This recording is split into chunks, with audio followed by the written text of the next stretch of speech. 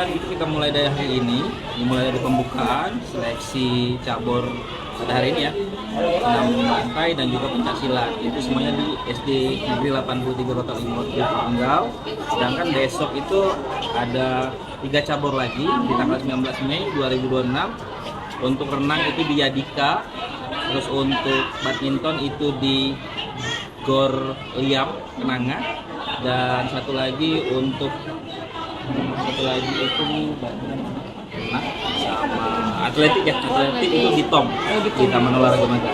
Untuk di utara 1 itu 120, sedangkan untuk yang utara 2 itu 150, jadi 270.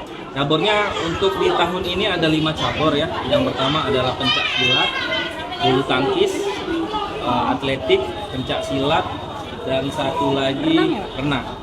O2SN ini kan setiap tahun kan kita laksanakan. Jadi untuk tahun ini SD kami SD 53 itu mendapat kepercayaan sebagai tuan rumah. Inilah keadaannya, lihat ya. Inilah bisa saya saksikan ya.